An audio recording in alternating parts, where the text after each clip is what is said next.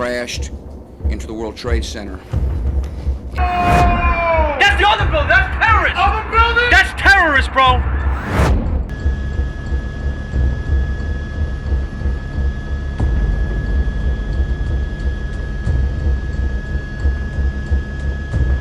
Wow.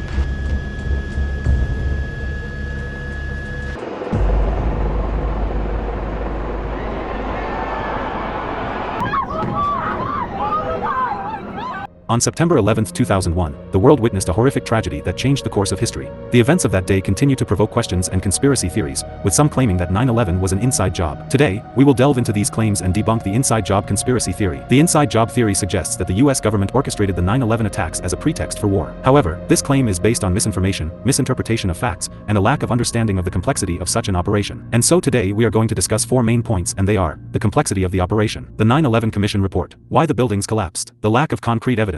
Starting with the complexity of the operation. The planning and execution of the 9/11 attacks involved a large network of terrorists from Al-Qaeda. Coordinating such a complex operation would require an extraordinary level of secrecy and organization, far beyond what a government could successfully conceal. And not to mention the economical effects following such a devastating operation. Moving to the 9/11 Commission report. The official investigation into the attacks, known as the 9/11 Commission report, thoroughly examined the events surrounding 9/11. It concluded that the attacks were carried out by 19 hijackers under the leadership of Osama bin Laden, with no evidence of government involvement. And it's worth mentioning that Osama bin Laden orchestrated this operation with several other terrorists, so the involvement of the government is far from true. What truly sparked this whole theory is why the buildings collapsed. Well, the buildings were designed to withstand earthquakes, hurricanes, you name it, and even airplanes. But only a narrow-body 707 and not a 767 wide-body aircraft going 563 miles per hour or 906 kilometers per hour loaded with 20,000 gallons of fuel, and the immense heat combined with the sheer force melted the steel columns inside the building, which weakened the structural integrity, and led to the collapse of both buildings. And as for the fireproofing insulation on the steel, it can only do so much. The heat inside the building reached unbearable levels, that steel and concrete started to crack and melt. And that leads us to the lack of concrete evidence. Proponents of the inside job theory often rely on speculation, conjecture, and cherry-picked evidence. They fail to present any concrete evidence that directly implicates the US government in orchestrating the attacks. A series of testimonials from experts has concluded that the collapse of the World Trade Center towers is consistent with the effects of a high-speed aircraft impact and subsequent fires. And the idea that the US government could orchestrate such a massive operation without any credible whistleblowers is highly improbable. And it also undermines the bravery and sacrifices made by the first responders and the thousands of innocent lives lost on that tragic day.